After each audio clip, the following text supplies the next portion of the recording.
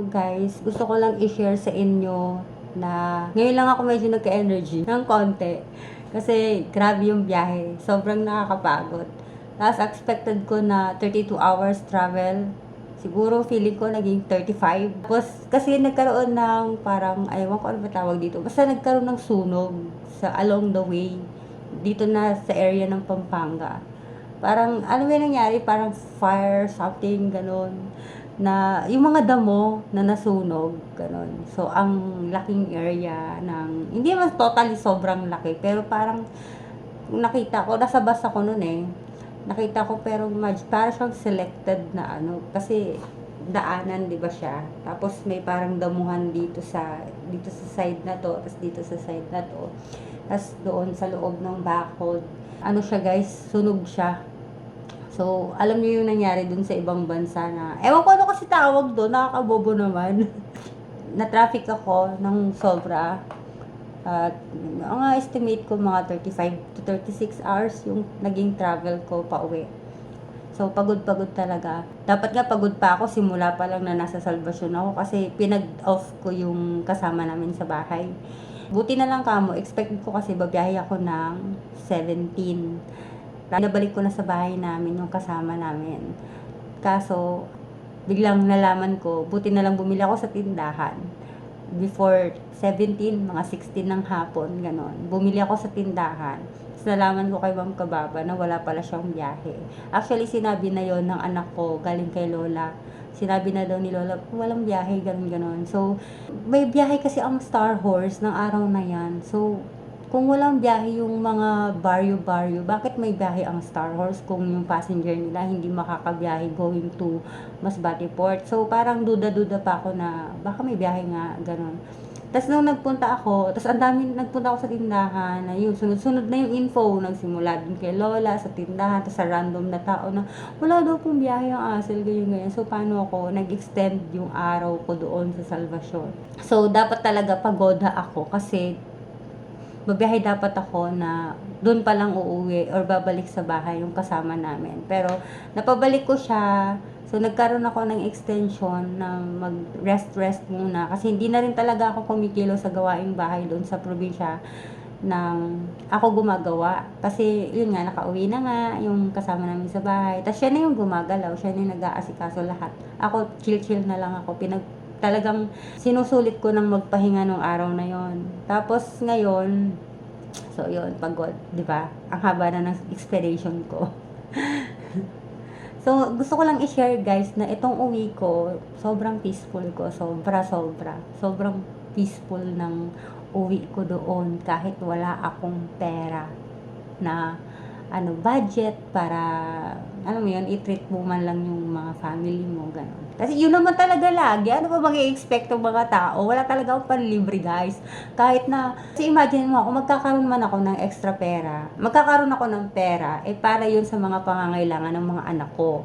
Alam naman ng buong mundo, kasi yes, buong mundo, kasi international po akong may mga kaibigan, may Korean, may Arabian, meron po akong friends in America, meron in England, meron, basta yun, maraming mundo na may kaibigan ako at may mga followers din ako dyan na from India, from etc., from any country, gano'n. So, alam naman ng mga tao, in short, alam ng mga tao kung gaano kabigat ang responsibility ko sa buhay ko, gaano pasan ko ang daigdig, gano'n.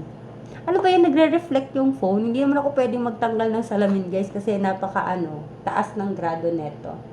Ayan o, nakikita nyo. Ayan. Ang taas po ng grado ng salamin ko, nasa 300 taas na yung both side ng mata ko. Ayaw ko kasi itong i-live, guys, kasi alam mo yung bago na sa Facebook na nabubura na siya after 30 days. So, ganito na lang, record, tas post, para in the future, mabalikan ko siya, diba? So, ayun, very thankful and blessed ako ngayong uwi ko ng probinsya kasi nga, less stress. Ang stress ko lang naman nung umuwi ako ng probinsya is kulang ako sa budget. So, imagine, umuwi ako, pamasahe lang talaga yung dala ko. Tapos gladly, buti na lang nagpadala yung tita ko sa kay si Mami Early, sila na Kuya Ton, sila Mami Early ng pera sa akin. Nagpahiram sila ng pera sa akin na 6,000. Tapos sabi ko, tutubuan ko na lang. Gagawin kong 7K. Pero dahil nga, birthday ng inaanak ni Kuya Ton, anak ni Mami Early, birthday ng inaanak nila, Kuya Ton, Ate Ana, birthday ng inaanak nila, yung 1K, pinadala na lang sa amin. Including na doon yung pag-congratulate kay Alexia kasi nga honor student na lahat kami di namin in-expect kasi nga Bisaya language. Kahit ako na windang, pag uwi ko doon, fluent na mag-Bisaya ang bunso ko at saka yung bunso ko tsaka yung pangalawa ko. Yung panganay ko medyo tagilid kasi nga hindi mo siya lumalabas-labas na ngayon hindi siya nakikipaghalubilo masyado sa mga tao. Medyo ingat din kasi yon. May sariling mundo yung panganay ko. Ayun, tas umuwi ako, 'di ba? So less stress. Alam niyo kung bakit ang peaceful? Alam niyo bakit ang peaceful? Kasi puro positive feedback ang naririnig ko sa yaya namin ngayon, which is kay Ate Lucy. Tinanggal ko na yung tawag kasi nung una tawag ko kasi talaga yaya.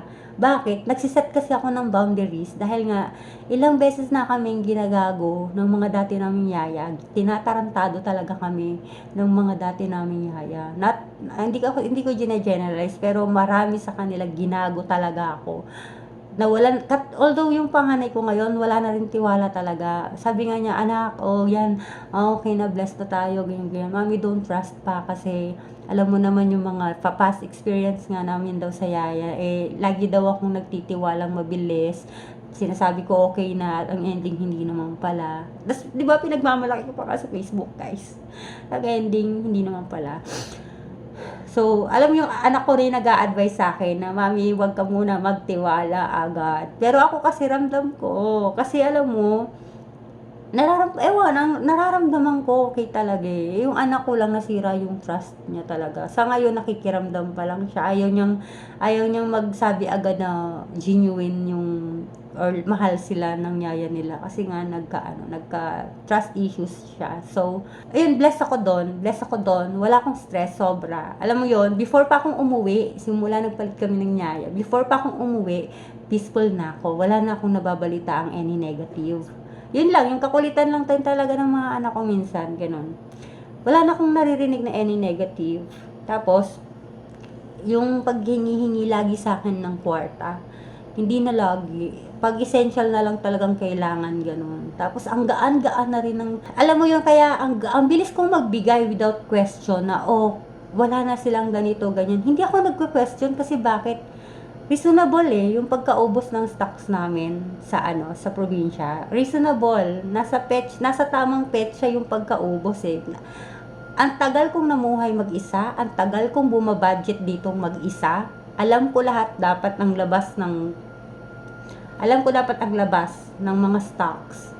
Kahit nakatingin ako o hindi, alam ko kung kailan mauubos yan. Bilang ko kasi, tsaka ang dami kong naging tao dito na bakit hindi naman agad nauubos ang stocks. Pero ngayon, tumutugma yung bilang ko dito. Ngayon, yung sa dati naming lifestyle ngayon tumutugma yung bilang ng stocks ko dito noon. Tapos tumutugma din doon ngayon. Kaya yung budget ko, nagsisame na siya. Although, extra pa din kasi nabukod na ako Bukod na rin yung mga anak ko doon. So, yun. About sa financial ganyan, peaceful na ako. Tapos, eto pa, number 1, talaga sa akin na nagbibigay ng peaceful, yung peace of mind ng mga anak ko, meron na sila noon. Wala na silang mami, si ganito, si ganyan, si ganito, si ganyan. Wala na silang ganon. Peaceful na, okay na, kamusta ko? Kamusta kayo dyan, anak? Hindi na sila yung umiiyak, nagsusumbong sa akin na, mami, si ganito, si ganyan, si ganyan. Wala nang ganon. Sobrang masaya ako na, yun lang naman yung sa akin. Kasi alam nyo, ang buhay ko, mga anak ko, pag sinaktan mo yung mga anak ko, masasaktan yung nanay. Kasi nga, buhay ko yung mga anak ko, mundo ko yung mga anak ko. Kaya bago nyo ako mahalin, bago kayo magpakita ng kabutihan sa akin, unahin nyo yung anak ko. Kasi yung anak ko, ang buhay ko, ang mundo ko. Sila ang mundo ko. Kaya bago kayo pumlastik sa akin, siguraduhin yung mahalin nyo yung anak ko kaysa magpaka-plastic kayo sa akin. Hindi kayo dapat magpakamabait sa harapan ko. Doon kayo magpakamabait sa mga anak ko. Kasi pag masama ka sa mga anak ko, tangina, Ako yung kinakalaban mo, putang ina mo. Kilala mo kung sino ka. So ngayon, okay na. Sabi ko, okay na, hindi ko napapatulan kasi nga, peaceful na kami ng mga anak ko. Tapos ito pang masaya, umuwi ako ng probinsya, yung dating magulong buhay namin ng family ko, relatives ko, tito ko, ganyan. Okay, gumaan, sobrang gaan. Parang, isang pitik. Pag, okay na kami, alam mo yung masaya, nagkikita kami ulit harap-harapan ng tito ko, nakasmile na yung dating minagmumurahan. Yeah. Ngayon, masaya. Sobrang happy. Yun lang naman ang gusto ko. Masayang pamilya. Yung, alam mo yung, yung parang, wala. Basta masaya lang. Ang gaan lang ng buhay na masaya kayo. Di ba? Ang sarap sa feeling na uuwi ka, wala kang kagalit. Wala kang kaaway. Di ba? Ang sarap sa feelings. Kaya, sobrang blessed ako. Thank you talaga, Lord, na inayos mo lahat. Si Lord to si Lord talaga to. Thank you, Lord, na inayos mo lahat. Diba, hindi man ako lagi nagsisimba, guys. Kasi wala talaga din akong time dyan. Pero alam ni Lord na mahal ko siya. Nandito lang yun sa puso ko kahit di ako nagsisimba. Alam niya ni Lord, alam niyo kung bakit? Sa dami ng dumaan sa buhay ko, guys. Sa dami rin ng taong tumarantado sa buhay ko. Nasaan sila ngayon? Nasaan din ako ngayon? Diba? I'm still alive and kicking even though I'm not healthy. It's normal kasi nga tumatanda na ako at alam ko na din to, kasalanan ko din to kasi nga nung mga panahon noon inabuso ko din talaga yung katawan ko. Well, up to now na inaabuso ko pa rin naman kasi imagine yung sobrang trabaho ng malala. Tapos may bisyo pa ako, nagyoyosi ako. Tinigil ko na tong pagyoyosi yung vape na lang ako kaso nga lang nag-iba kasi yung flavor ng juice ng vape. Bala ko kasi dapat, nag-stop na ako sa pagyoyosi, nag-change ako ng vape, tapos stop ko na rin yung vape. Ang kaso, hindi pa ako ready, kasi nasa utak mo yan, guys, Kailangan ready ka, ikaw yung mag-stop doon sa sarili mo. Ginawa ko na yan before. Ginawa ko yan kasi ready ako na mag-stop na. Kaso na-stress na naman ako ng sunod-sunod. Tapos nahirapan pa ako mag-poop. Tapos, yung parang may eating disorder din ako. Na balik na naman sa akin yun. Pero, nagawa ko siyang stop before. Imagine yung during na nagdo-donate ako ng breast milk sa hospital at sa mga personal mutual friends. Nagbibigay ako ng breast milk. Wala na akong bisyo na clear na ako nun. So, yung healthy na talaga yung breast milk ko that time. Parang yun kasi yung way ko ng pagbawi kay Lord, pagpapasalamat kay Lord na imagine ang breast ko is too small. Walang kamalisyahan to. Lang to, based in science lang, no? Tsaka based in blessings na rin. Ang liit lang ng breast ko, pero grabe maglabas ng breast milk. Alam nyo yun, during pandemic, sobrang nilubog talaga ako ng panahon. Tinulungan lang ako ng random na tao, tsaka yung mga kaibigan ko, tsaka mga dati kong co-work sa ABC Hotel. Imagine, paglabas ng anak ko, hindi pa actually nakakalabas yung anak ko, pero grabe na yung breast milk ko, lumalabas na talaga yung colostrum. Ay, hiningal ako.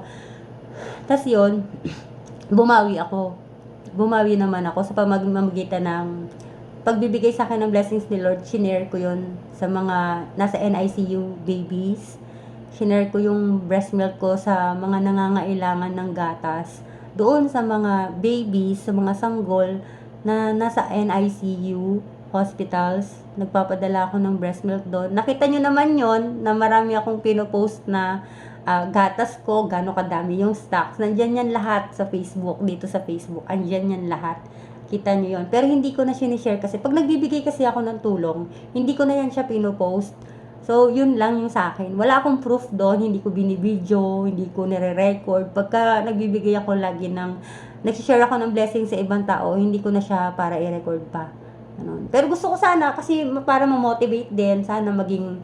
Pero ang dami nang gumagawa niya na vlogger. Pero, di ba, no need na. At saka, normal na tao lang naman ako. Since before naman to ginagawa ko na nagbibigay ako, nagluluto ako before. May sarili akong charity.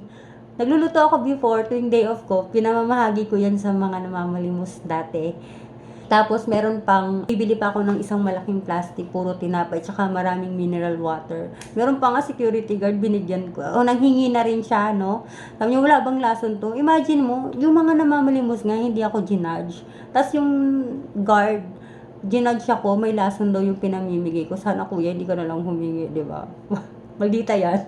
Pero ngayon, alam nyo guys, sa totoo lang, to be honest, hindi ko na siya kayang gawin kasi sobrang bigat na ng responsibilidad ko sa buhay. Although nga sa pagtulong ko sa pamilya ko, hindi, alam naman ng pamilya ko na ang bilis kong hingian ng tulong.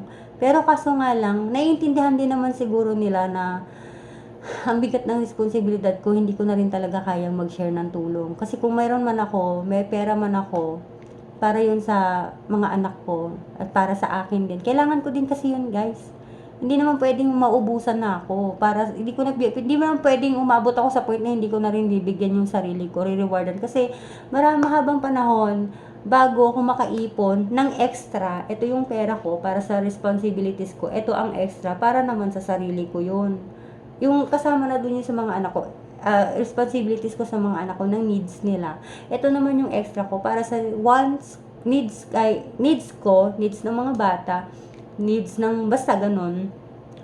Tapos, ito naman yung extra, pang wants ko naman, tsaka pang wants ng mga anak ko. Hindi kasi, wala na talagang natitira. Meron man tira-tira, mga 300, 1,000, ganun. Tapos, minsan lang yon. Minsan lang ako nagkakaroon ng extra ng 1,000. Kaya, minsan pag humihingi ng tulong sa akin yung other side ng family ko, tita ko, ganun. Kapag meron na, mag-share ako. Hindi ako mahirap hingian ng tulong. Kapag meron. Pero pag wala talaga, madalas ngayon wala talaga, guys. Kasi imagine, baon talaga ako sa utang, sobra. Baon ako sa utang. Kahit itanong nyo sa may-ari ng bahay doon sa probinsya. Hindi pa ako bayad sa buwan. Dito din, friend ko sa Facebook ang caretaker or asawa ng may-ari netong apartment ko. Hindi rin ako bayad this month. Ang bills ko sa internet lumaki na, umabot na siya ng 3,000 plus. Ang kuryente ko, buti na lang na-settled ko siya before akong umuwi ng probinsya. Tapos yung tubig ko, na-settled ko na rin kasi pwede naman bayaran through GCash. So yung bills ko din sa kuryente ko sa probinsya, hindi pa rin yung bayad. So ngayon, wala rin akong pondo sa opisina. So hindi rin ako makakapag-CA. So ang gagawin ko, ngayon tapos na ako magpahinga, bukas back to work na naman ako. So magpo-pondo-pondo muna ako niyan. Sa sahod, ganyan. Bago ako boom, bayad. Tapos, manghirap guys. So ayun guys, kung umuwi man ako ng probinsya, wala akong extra talaga.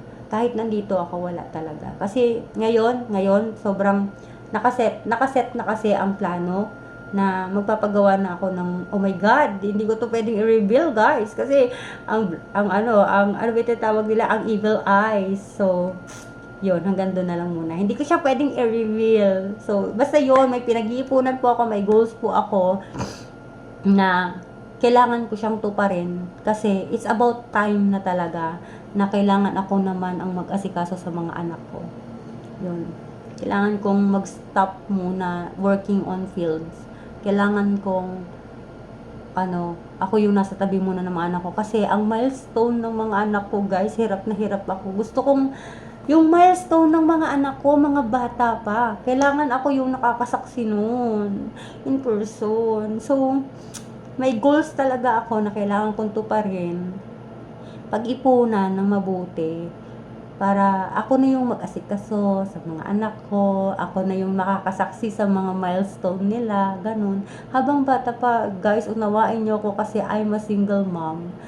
Single po ako, wala po akong katuwang financially, wala pong tumutulong sa akin kahit piso. Guys, intindihin nyo please lang. Wala pong tumutulong sa akin kahit piso. Pero ako, kaya kong tumulong kung meron po akong extra. Intindihin nyo na lang. Huwag nyo po akong husgahan na madamot ako. Konting unawa lang. Konting buka lang dyan sa mindset ba. Intindihin nyo naman po ako. Hindi rin po ako pwedeng i-message, kamusta ka, pautang naman sis. Hindi po talaga. Kasi, pasensya na guys. People pleaser kasi ako. Tapos, pag hinihingian nyo ako ng tulong, tapos hindi ako nakakatulong guys, masama yung loob ko sa sarili ko kasi wala akong ma-share. Ganun. So, para hindi na lang sumakit yung dibdib ko kasi hindi ako makapagbigay ng tulong. Please, huwag nyo na lang ako lapitan. Huwag nyo na lang ako lapitan guys kasi ang hirap alam mo yung labag sa loob kong magsabi. Pasensya nga na wala ako ngayon, ganun. Hindi naman kasi ako madamot.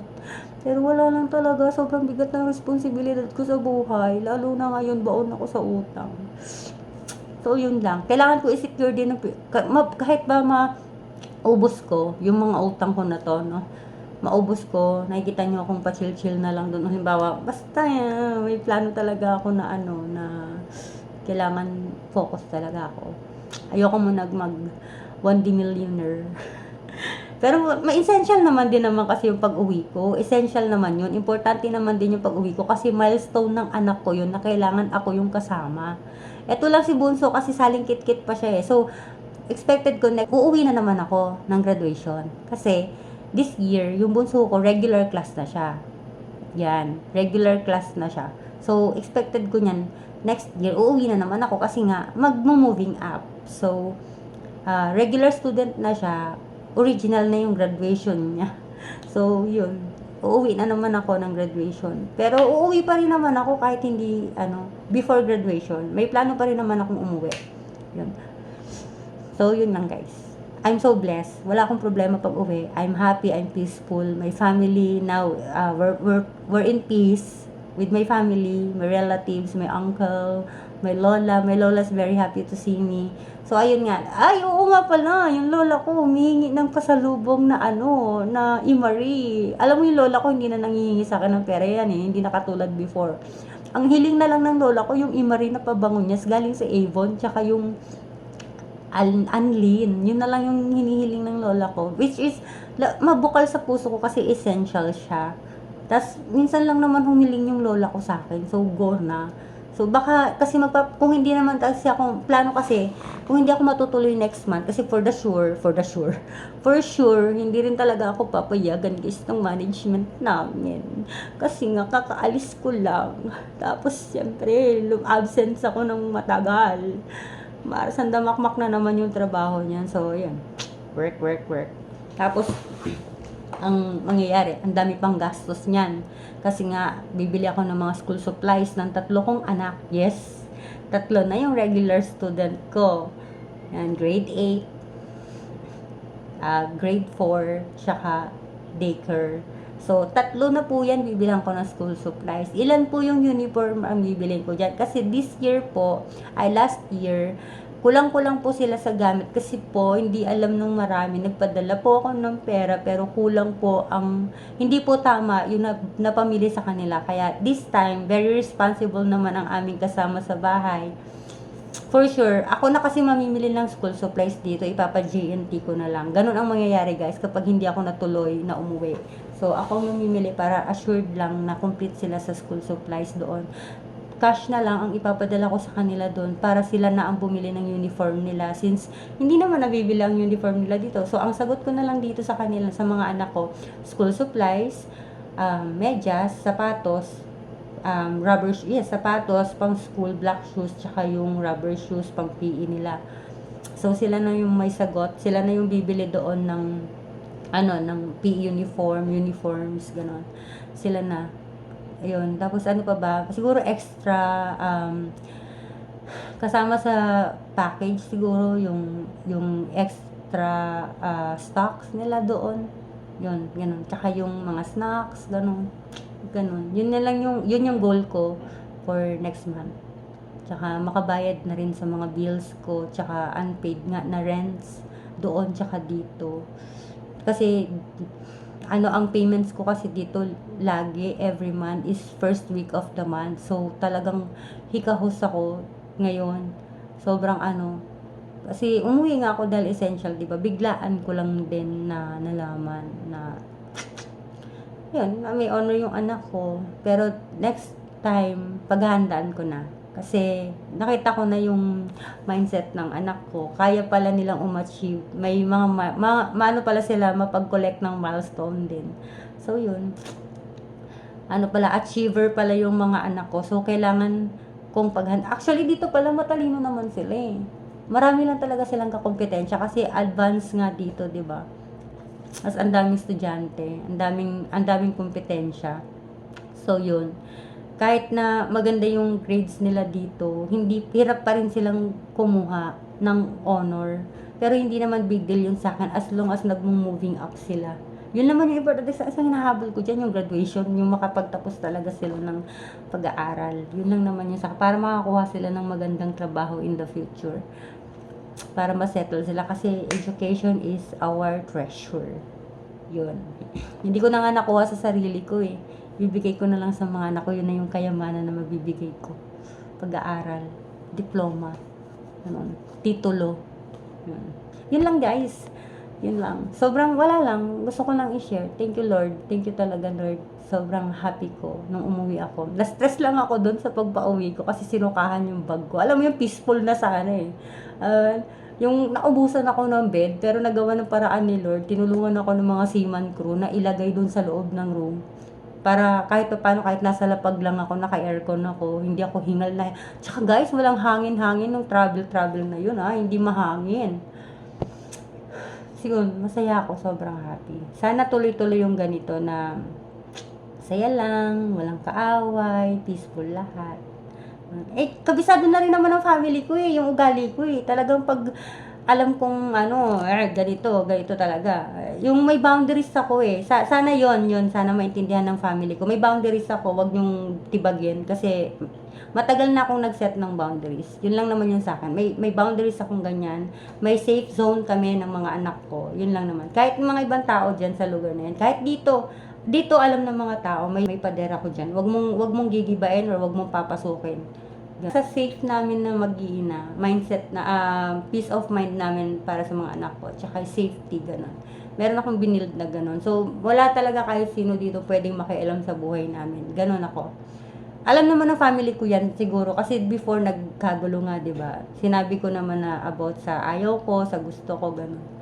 So, yun. Masaya ako, happy lahat, happy. Masaya ako na umuwi akong smile lang. Genuine na masaya talaga ako yung galing sa puso. Ganun ako. Sobrang happy. Thank you so much. Thank you, Lord.